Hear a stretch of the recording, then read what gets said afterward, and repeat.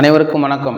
31/1/2026 நம்ம டெட்டு தேர்வு எழுதினவங்களுக்கான ரிசல்ட் வெளியிட்டிருக்காங்க. இந்த டெட்டு தேர்வு சொல்லும் செய்தி என்னன்னு சொல்லி நீங்கள் பார்க்க போகிறோம்.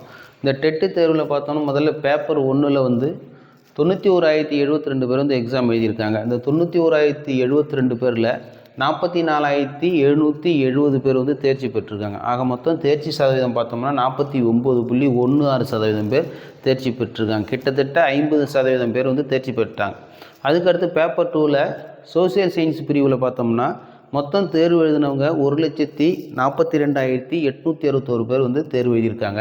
இதில் தேர்ச்சி அடைஞ்சவங்க பார்த்தோம்னா 32,584 பேர்.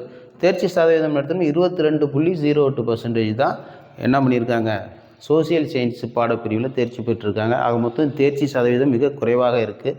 அடுத்து மேத்ஸ் ப்ளஸ் சயின்ஸில் பார்த்தோம்னா இதில் தேர்வு எழுதினவங்க 1,86,878 பேர் தேர்வு எழுதியிருக்காங்க.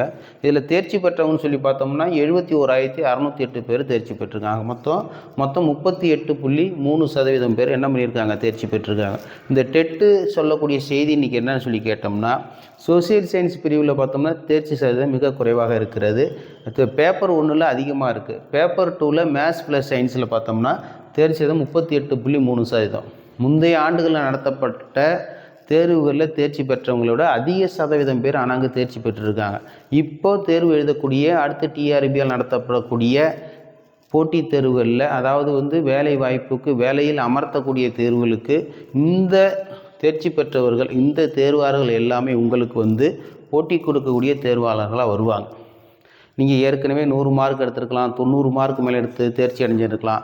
ஆனால் இவங்க என்ன நினைப்பாங்க, 60 மார்க் எடுத்தாலும் 75 மார்க் எடுத்தாலும் இவங்க இப்போ என்ன வந்துடுவாங்கன்னா, நம்ம தேர்ச்சி பெற்றுட்டோன்னு அவங்களுக்கு ஒரு புத்துணர்வு வர ஆரம்பிச்சிடும். அடுத்து இந்த தேர்வு போலவே நம்ம அடுத்து வரக்கூடிய தேர்வுகளும் ஈஸியாக பாஸ் பண்ணிடலான்ட்டு இவங்க கடினமாக உழைக்க ஆரம்பிச்சிடுவாங்க. அப்போது முன்கூட்டியே அதிகமாக மார்க் எடுத்தவங்களை விட இவங்க அதிகமாக சிரத்தை எடுத்துக்கொண்டு தேர்வில் தேர்ச்சி பெறக்கூடிய வாய்ப்புகளும் இருக்குது.